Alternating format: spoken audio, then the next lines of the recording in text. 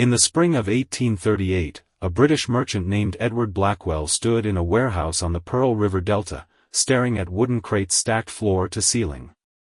Inside those crates, raw opium from Bengal, each ball wrapped in poppy petals, worth its weight in silver. But Blackwell wasn't looking at drugs. He was looking at paper. Because in his mind, those crates had just become something else entirely. They had become collateral. And collateral, he understood, could be multiplied. That warehouse held perhaps 200 chests of opium. But over the next 18 months, Blackwell would issue warehouse receipts, warrants, for more than 800 chests. Same warehouse. Same opium. Different pieces of paper. Each receipt promised the bearer the right to claim opium from his warehouses. Each receipt could be traded, sold, used as collateral for loans. And each receipt, in the fevered economy of Canton, was treated as good as the drug itself. You've been told that the Opium Wars were about morality, about China trying to stop drug addiction. But what if the trigger wasn't the opium itself?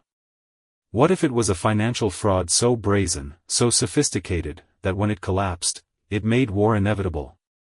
You've heard about the British forcing opium on China. But you haven't heard about the pyramid scheme that turned drug warehouses into a casino, where paper certificates became worth more than the narcotics they supposedly represented. Here's the paradox: Edward Blackwell didn't want to sell opium. Selling opium meant converting it to silver, paying the smugglers, dealing with Chinese authorities, managing risk. Selling was work. But creating paper receipts for opium, receipts that could circulate as currency among desperate merchants starved for liquidity? That was alchemy. That was printing money. And for a while, it worked. What if I told you that the mechanism that brought down a trade system and sparked a war 185 years ago is still operating today? What if the same invisible chains that bound merchants in Canton's factories still bind markets now? What if financial fraud, dressed in the language of commerce, has always been the real weapon of empires? And what if most people still don't see it?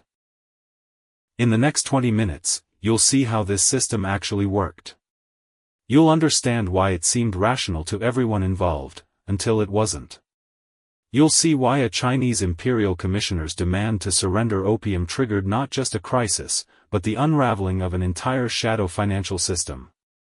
And most importantly, you'll see why this pattern, turning real assets into fake paper, keeps repeating, in ways that shape your world right now. In the 1830s, the global economy ran on silver. Not paper. Not promises. Silver. And in Canton, that created a problem. British merchants wanted Chinese tea, silk, and porcelain. China wanted almost nothing Britain produced. The trade balance was catastrophically one-sided. For every pound of tea shipped to London, British merchants had to pay in silver coins. By the early 1800s, Britain was hemorrhaging precious metal to China. The solution was opium. Grown in Bengal under British East India Company supervision, processed into sticky balls, shipped to the China coast. Chinese smugglers bought it offshore. They paid in silver. That silver then purchased tea. The cycle closed. Britain no longer needed to drain its treasury. The drug trade became the financial engine of the British Empire's China operations. But there was a wrinkle. Opium was illegal in China. Officially banned since 1729. The Qing emperor saw what the drug was doing to his people, addiction spreading from coastal provinces inland, productivity collapsing, silver flowing outward. So the trade operated in shadows. British ships anchored off Lintin Island, outside Chinese territorial waters. Chinese smugglers came out in fast boats. Money changed hands. The opium went inland through networks of middlemen. By 1830, more than 100 smuggling boats worked the Canton estuary.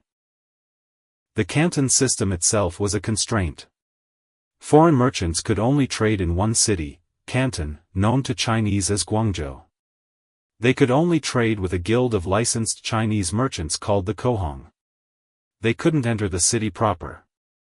They lived in factories, not manufacturing plants, but trading compounds along the riverfront, where they stored goods, negotiated deals, and waited for the trading season. It was controlled, contained, profitable, and suffocating. Into this world stepped men like Edward Blackwell. Not employed by the East India Company, but independent merchants operating under company licenses. These men were traders, smugglers, financiers, and gamblers. They bought opium at auction in Calcutta. They transported it to the Chinese coast. They sold it to smugglers. They took the silver to Canton and bought tea. Then they shipped the tea to London and pocketed the profit. Simple, linear, and constrained by one absolute limit, the amount of physical opium they could move. But by the mid-1830s, the system had a problem. Silver was scarce.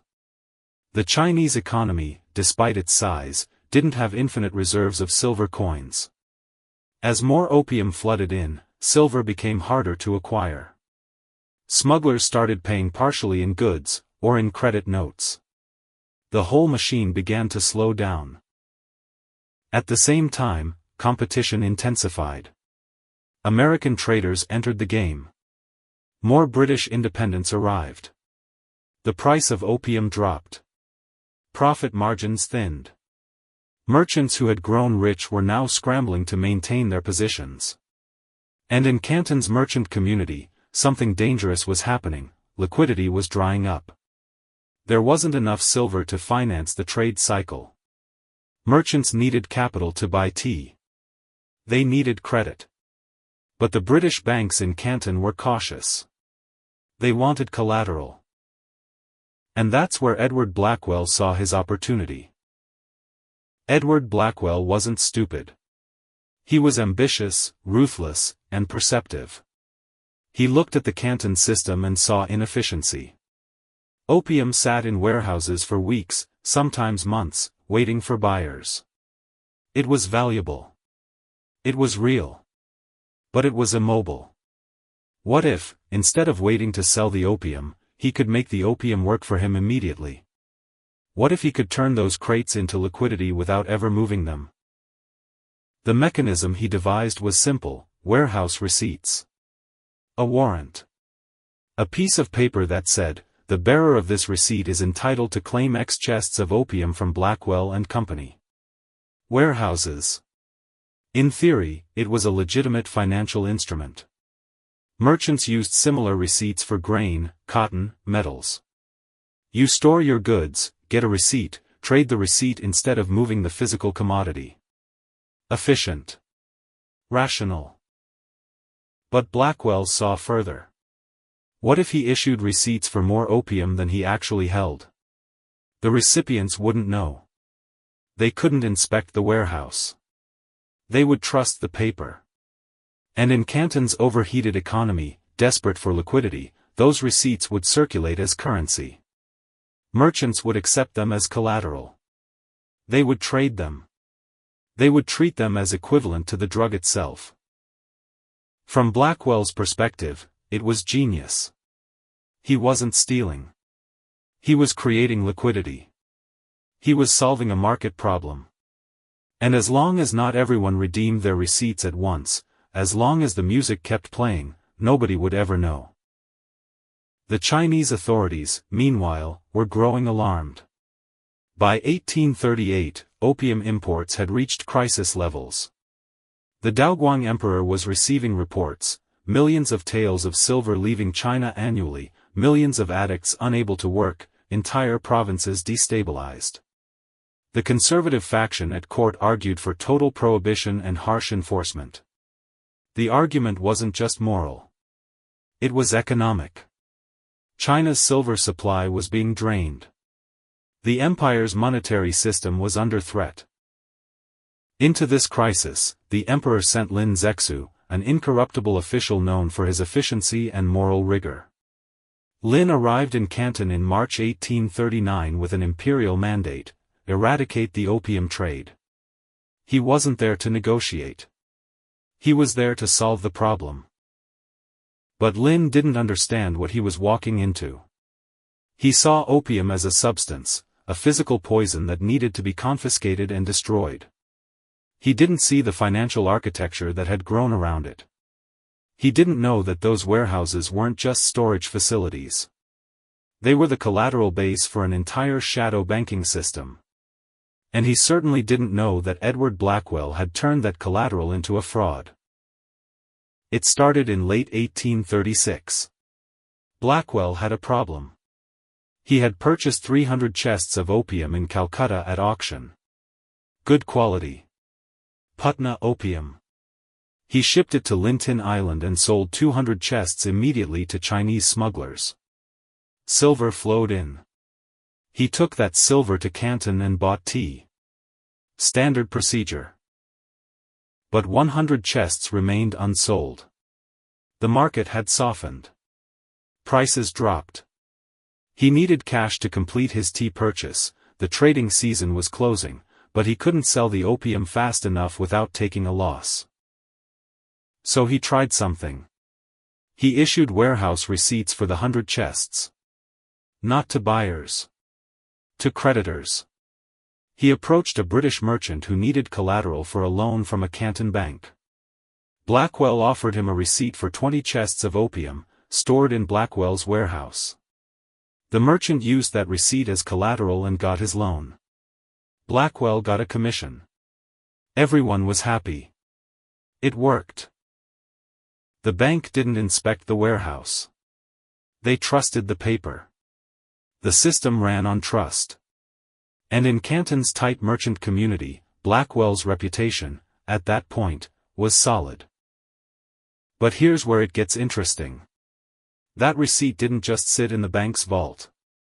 The merchant who borrowed against it needed to pay off another creditor. So he transferred the receipt. The receipt circulated. It became, effectively, currency. A claim on opium that functioned as money. And Blackwell noticed something: nobody was redeeming the receipts. Nobody was actually coming to claim the physical opium. They were just trading the paper. The opium sat in the warehouse, inert. But the paper was alive, moving through Canton's merchant networks. That's when the idea formed. What if he issued more receipts? The opium was just sitting there. Why not monetize it twice? 3 times? As long as redemptions remained low, as long as the paper kept circulating, the physical inventory didn't matter. In early 1837, Blackwell issued his first duplicate warrant. 20 chests, already receipted, now receipted again to a different merchant. He was careful. He varied the description slightly. He issued receipts through different intermediaries. He made sure the 2 receipt holders never met. And critically, he chose merchants who needed the paper for collateral, not for actual opium delivery. It worked again. By mid-1837, Blackwell was issuing receipts at a ratio of 3-to-1. For every chest of opium in his warehouse, 3 receipts existed. His warehouses held perhaps 150 chests at any given time. But outstanding receipts totaled over 450 chests. On paper, Blackwell controlled more opium than some of the major trading houses. In reality, he was running a Ponzi scheme. Why did it continue? Because it solved everyone's problems. Merchants needed liquidity. The Canton system was starved for credit. British banks were cautious after financial panics in London. Silver was scarce. Blackwell's receipts filled the gap. They weren't money. But they functioned like money. They were a shadow currency backed by a drug. And the mechanics were elegant. A merchant would come to Blackwell: "I need to secure a loan for a tea purchase. I need collateral. Can you issue me a warrant for 50 chests?" Blackwell would charge a commission, say, 5% of the opium's nominal value. He would write out a receipt: "The bearer is entitled to claim 50 chests of Patna opium from Blackwell and Company, Canton warehouses, upon presentation of this warrant and payment of storage fees. The merchant would take that receipt to a bank or another merchant, use it as collateral, and get his loan. The receipt would circulate. The merchant might trade it to pay off a debt. That creditor might use it as collateral for his own loan. The paper moved. The opium stayed.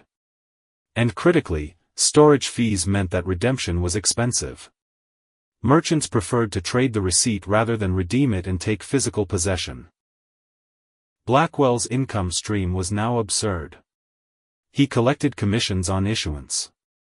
He collected storage fees on opium that might be receipted 3 or 4 times over. He was earning money on the same crates repeatedly. By late 1837, his profits exceeded what he would have made by actually selling the opium. He had discovered something profound: paper is more profitable than product. He expanded. He brought in partners. He opened a second warehouse. He began issuing receipts for opium that hadn't even arrived yet, forward receipts, claims on future shipments. The system metastasized. Other merchants, seeing Blackwell's success, began imitating the model. Warehouse receipts became a financial market unto themselves. A whole sub-economy emerged, built on paper claims to opium that might not exist. But beneath the surface, asymmetry was building. Blackwell knew the real ratio. He knew how many receipts existed versus how many chests sat in his warehouses. Nobody else did. The system relied on information asymmetry. As long as he controlled the inventory records, as long as nobody audited the warehouses, the illusion held. Some merchants began to suspect. Whispers circulated. How did Blackwell have so much opium? How could he issue so many receipts? But suspicion wasn't proof. And more importantly, nobody wanted the scheme to collapse. If Blackwell's receipts were fraudulent, that meant hundreds of transactions were invalid. Collateral would evaporate. Loans would default.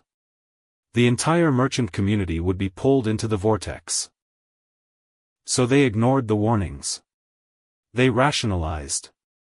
They told themselves that Blackwell was simply better connected, that he had access to more opium than others, that his warehouses were larger. Cognitive dissonance set in. Believing the fraud became easier than confronting it.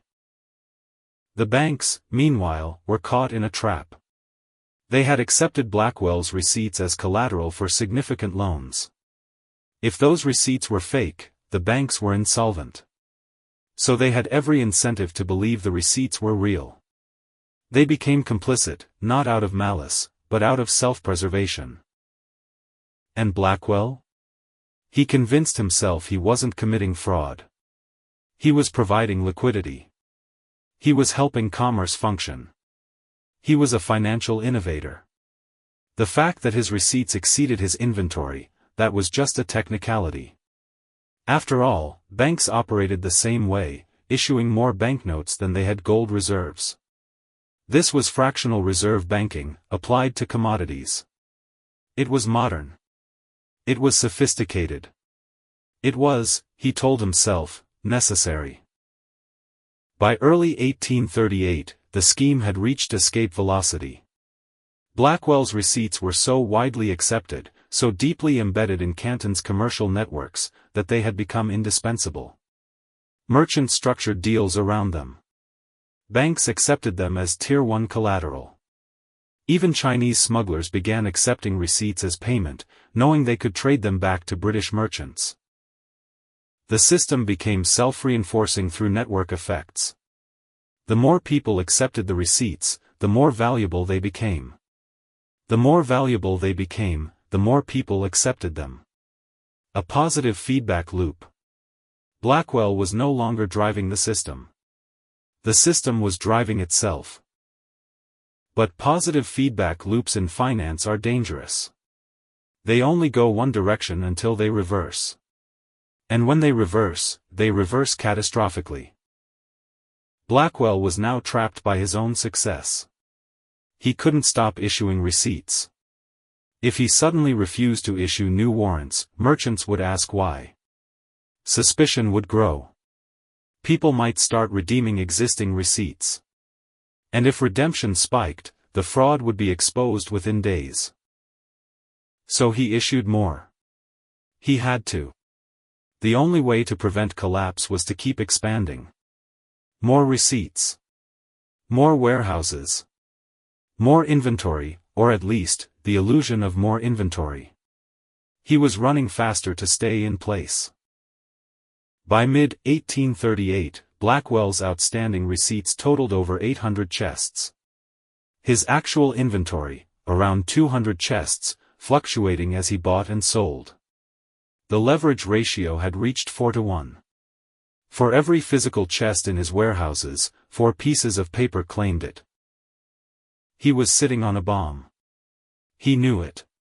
But he didn't know how to defuse it. Confession would mean ruin. Continuing meant inevitable exposure. He was paralyzed between catastrophes. And then, in March 1839, Imperial Commissioner Lin Zexu arrived in Canton. Lin Zexu didn't come to negotiate. He came with the emperor's mandate and the backing of the imperial military. His first act, he summoned the heads of the foreign merchant community and demanded they surrender all opium in Canton. Not sell it. Surrender it. For destruction. The merchants were stunned. Surrender opium? That was their capital. That was the foundation of the entire trade. They refused. Lin's response was swift. He blockaded the foreign factories. No Chinese servants could enter. No food could be delivered. No one could leave. He positioned troops around the compounds. And he issued an ultimatum: surrender every chest of opium, or face arrest and trial under Chinese law. For most merchants, it was a crisis. For Blackwell, it was apocalypse. Because Lin wasn't asking for some of the opium. He was demanding all of it. Every chest. Every ball. Complete inventory. He wanted the merchants to provide written declarations of how much opium they held, then physically hand it over. Blackwell's warehouses held perhaps 180 chests at that moment. But his outstanding receipts claimed over 800. If he declared his true inventory, every receipt holder would see the discrepancy. If he declared the receipted amount, he would have to produce opium he didn't have. He was trapped. Other merchants, realizing the gravity of the situation, began negotiating. Charles Elliot, the British Superintendent of Trade, arrived and took charge. He tried to buy time. But Lin was immovable. He tightened the blockade. He arrested Chinese merchants who had worked with the British. He made clear, this wasn't theater. This was enforcement. On March 27, 1839, under extreme pressure, Elliot made a decision. He ordered all British merchants to surrender their opium to him, as a representative of the British Crown. He would take responsibility. He promised the British government would compensate them for their losses. The merchants complied. Over the following days, they declared their inventories. Tallies were made. The total, over 20,000 chests. More than 2 million pounds of opium. And that's when Blackwell's fraud was exposed. As merchants declared their opium holdings, discrepancies emerged. Receipt holders began approaching Blackwell, expecting him to declare his massive inventory. After all, hundreds of receipts were circulating with his signature. Where was his opium? Blackwell tried to stall. He claimed his opium was stored in multiple locations. He said inventory counts would take time. But Lin Zexu wasn't accepting delays. Every chest had to be accounted for. Every warehouse inspected. A group of receipt holders, growing suspicious, demanded access to Blackwell's warehouses. At first he refused. But under pressure from Elliot and other senior merchants, he relented. They found 192 chests. Not 800. Not even 300. 192. The silence in that warehouse, according to later accounts, was absolute. Merchants held receipts for opium that didn't exist. Banks had loans secured by phantom collateral. The receipts they'd traded, the paper they'd trusted, were claims on smoke. Within hours, the news spread through Canton's merchant community. Panic set in. How many other receipts were fraudulent? Which warehouses could be trusted? Who else was running the same scheme? Credit froze. Merchants who had been using Blackwell's receipts as collateral suddenly had unsecured loans. Banks demanded additional collateral or immediate repayment. But there was no collateral. There was no silver. The entire system of commercial credit that had grown around warehouse receipts collapsed in a day. Blackwell's fraud hadn't just defrauded his own clients. It had contaminated the entire financial network of Canton's foreign merchant community. The exposure of Blackwell's scheme complicated everything. Lin Zexu's demand for opium surrender had been straightforward: declare what you have, hand it over. But now, British merchants faced a new problem. Hundreds of receipts existed for opium that didn't exist. How do you surrender what isn't there? Elliot was furious. The fraud undermined his negotiating position with Lin. It made the British merchant community look not just like drug smugglers, but like con artists. It gave Lin ammunition: these weren't respectable traders, they were criminals. For Lin, the revelation confirmed his worst assumptions about the foreign merchants. They weren't just poisoning China with opium. They were poisoning commerce itself with fraud. His determination hardened. These people had to be expelled. But the worst consequences fell on the other merchants. Men who had nothing to do with Blackwell's scheme found themselves dragged into it. A prominent American trader, William Robertson, had accepted several of Blackwell's receipts as payment for tea. Those receipts were now worthless. Robertson faced ruin. He began buying up other Blackwell receipts at discount, hoping to accumulate enough claims to force Blackwell into some kind of settlement. But there was no settlement to be had. You can't settle claims on opium that doesn't exist. The banks, meanwhile, faced a reckoning. Loans that had seemed secure were now unsecured. Some banks had exposure in the tens of thousands of pounds. If they wrote off those losses, they might not survive. But if they pretended the losses didn't exist, they would be insolvent banks operating on fiction. The entire commercial infrastructure of Canton was unraveling. And Lin Zexu, watching this chaos, made his final decision: these merchants were too corrupt, too dishonest to be allowed to continue. He would take the opium. He would destroy it. And he would expel the British from Canton. Over April and May 1839, Lin Zexu supervised the destruction of over 1.15 million kilograms of opium at Human Beach. Workers dug trenches. They mixed the opium with salt and lime, dissolving it into sludge, then flushed it into the sea. The process took weeks. Chinese and foreign observers watched. It was theater. It was statement. It was finality. But the destruction of the physical opium didn't destroy the paper claims. Blackwell's fraudulent receipts still existed. Men still held them. Banks still had them listed as assets in their ledgers. The opium was gone. But the fraud's financial architecture remained, like a ghost. What emerged in the aftermath was something sophisticated and insidious. The British government, through Elliot, had promised to compensate merchants for surrendered opium. That promise became a new kind of claim. Merchants who had surrendered opium to Elliot now held British government IOUs. But what about merchants who held Blackwell's receipts? Were those compensable? They represented opium that theoretically existed.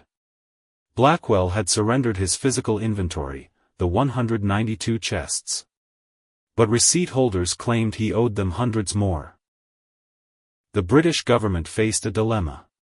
If they compensated based on receipts, they would be paying for phantom opium. If they didn't, hundreds of British merchants would be ruined, and the financial crisis would spread to London.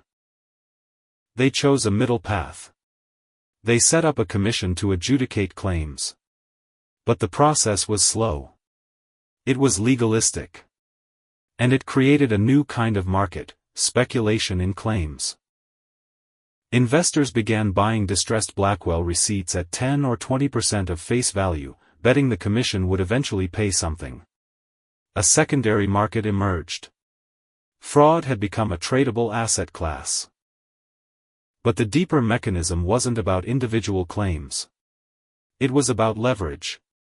The British government now had a massive financial obligation to its merchants. Those merchants had lost their opium, and their illusions, in Canton. They wanted compensation. They wanted access back to Chinese markets. And they wanted revenge. The British government, facing pressure from merchant lobbies and financial interests, made a decision. They would use military force to reopen Canton to trade. They would demand compensation from the Chinese government for the destroyed opium. And they would force China to accept a new trade system that eliminated the old restrictions. This became the official justification for the First Opium War. But the hidden cause, the accelerant, was the financial chaos created by schemes like Blackwell's. If the opium trade had been stable, if the merchant community hadn't been destabilized by fraud, if credit hadn't frozen, perhaps Britain would have negotiated. But financial crisis demands action. And war is action. Lin Zexu had thought he was solving a drug problem.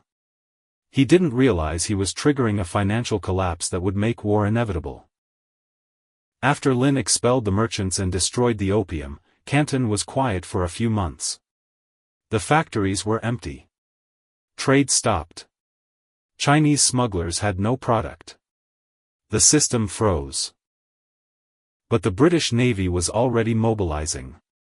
By 1840, warships arrived off the Chinese coast. The First Opium War began. It lasted 3 years. China lost catastrophically. The Treaty of Nanking, signed in 1842, forced China to open 5 ports, pay massive indemnities, cede Hong Kong, and accept British merchants with minimal restrictions. The Canton system was abolished. The very structure that had constrained foreign merchants, and within which Blackwell's fraud had flourished, was dismantled.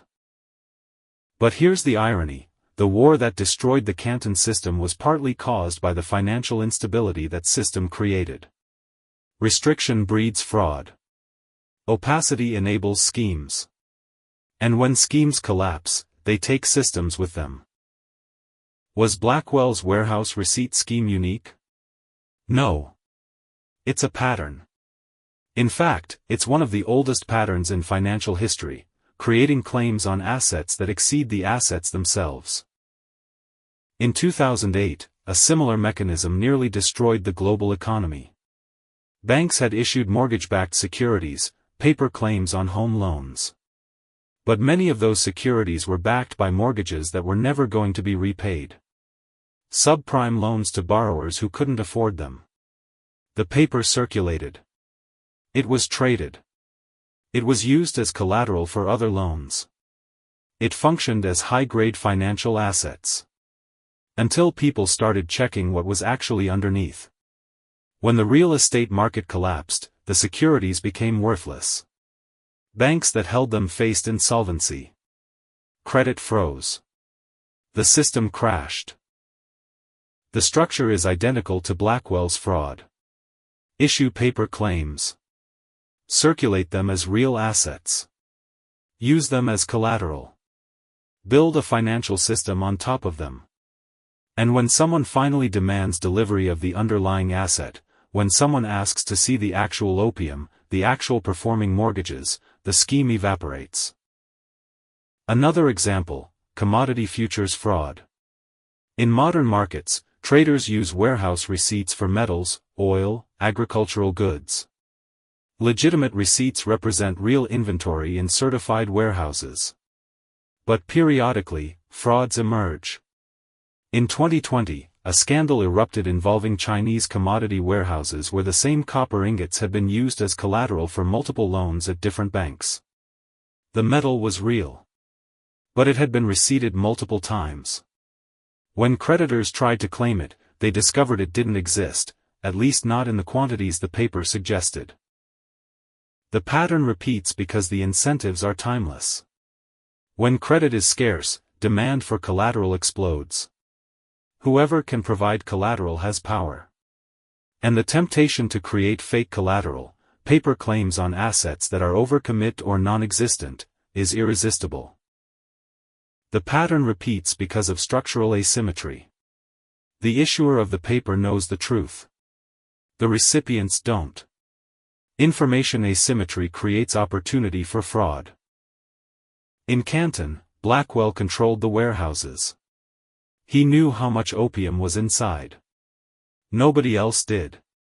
In 2008, mortgage brokers knew the quality of loans they were packaging into securities. Investors didn't. In commodity markets, warehouse operators know the real inventory. Banks accepting receipts as collateral often don't verify. Second, the pattern repeats because of network effects. Once fraudulent paper starts circulating, everyone has an incentive to believe it's real. If you're a bank and you've accepted Blackwell's receipts as collateral, exposing the fraud means you're insolvent. Easier to assume it's real and keep lending. If you're an investor holding mortgage-backed securities, questioning their value means admitting your portfolio is toxic.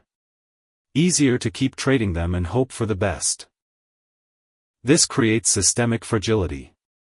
The fraud becomes embedded. The system adapts around it. And when it collapses, it takes the whole system down. Third, the pattern repeats because regulators are always behind. Lin Zexu didn't know about Blackwell's receipts until the crisis forced exposure. Financial regulators in 2008 didn't understand mortgage-backed securities until they exploded. Regulators operate in the world as it was. Fraudsters operate in the world as it's becoming. Look at the global economy right now. Massive amounts of debt are collateralized by assets of uncertain value. Corporate bonds backed by companies with questionable cash flow. Government bonds from countries with unsustainable deficits. Cryptocurrencies backed by what, exactly? The faith that someone else will pay more. We live in an age of paper assets. Financial instruments layered on other financial instruments. Derivatives of derivatives. Claims on claims. The distance between paper and reality has never been greater. And when reality catches up, when someone demands to see the actual asset, the real collateral, the underlying value, systems collapse. Blackwell's fraud collapsed when Lin demanded the physical opium.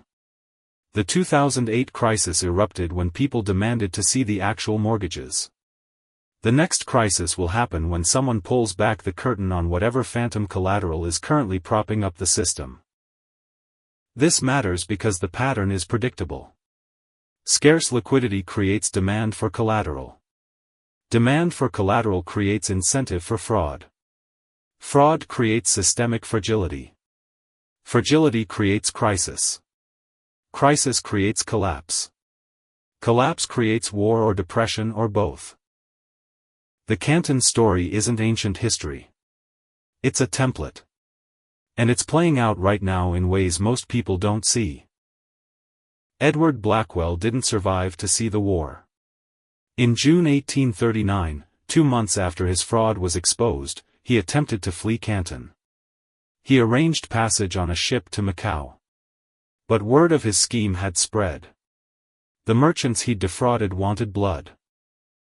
On the dock, as he tried to board, a group of investors confronted him. An argument erupted. Accounts vary, but the most credible version suggests a merchant named Robertson, the American who'd been trying to buy up Blackwell's receipts, pulled a pistol. Blackwell was shot 3 times. He died on the dock, his fraudulent receipts scattered in the mud around him. His death solved nothing. The receipts still existed. The claims still circulated. The financial chaos he created still destabilized Canton's merchant community. His body was buried in Macau.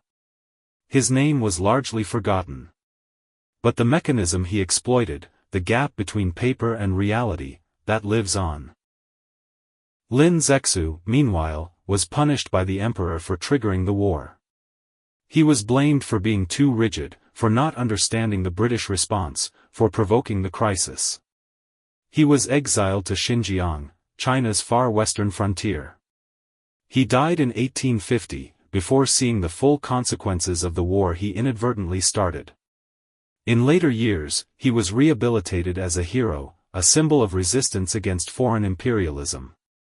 But in his own time, he was a failure, a man who tried to solve a problem and instead made it catastrophically worse. The opium he destroyed in 1839, 15 million kilograms, was replaced within 2 years. The war forced China to accept even more opium, on worse terms. The trade he tried to kill became legal, regularized, industrialized. His victory became his defeat. The story of Blackwell's warehouse receipts teaches us something fundamental about financial systems. They operate on belief. As long as everyone believes the paper represents real assets, the paper functions as real assets. But belief is fragile. One exposure, one demand for proof, and the entire structure can collapse. This isn't a moral failing. It's a structural reality. Modern economies run on credit. Credit requires collateral. And collateral, increasingly, is paper, promises backed by other promises. The distance between the promise and the underlying asset grows until nobody really knows what anything is worth. Military conquest is expensive and visible. Financial conquest is cheaper and invisible. Britain didn't need to occupy China to extract wealth. They just needed to control trade and credit. The Opium War wasn't about territory. It was about access, about markets, about the right to flood a country with goods and paper and debt. Sovereignty isn't just about flags and armies. Sovereignty is about solvency. About controlling your currency, your credit, your collateral. When foreigners control those, they control you, even if no foreign soldiers walk your streets. Here's what you should take from this story: pay attention to paper. When you hear about financial instruments you don't understand, when banks talk about assets that sound abstract, when traders circulate paper that's supposed to represent real things, ask questions. Who controls the warehouse? Who verifies the inventory? What happens if everyone demands delivery at once? Because the Blackwell pattern is old. The script is well written. And it's playing out right now, in your financial system, in ways that will seem obvious in retrospect but are invisible today. The Canton warehouses are gone. But the warehouses of financial paper, derivatives, securities, instruments, receipts, those are everywhere. And somewhere, right now, someone is issuing receipts for more than they have. Someone is creating paper claims on assets that don't exist. And when the music stops, when someone finally demands to see the opium, we'll all discover what's real and what's smoke. The only question is, will you see it coming?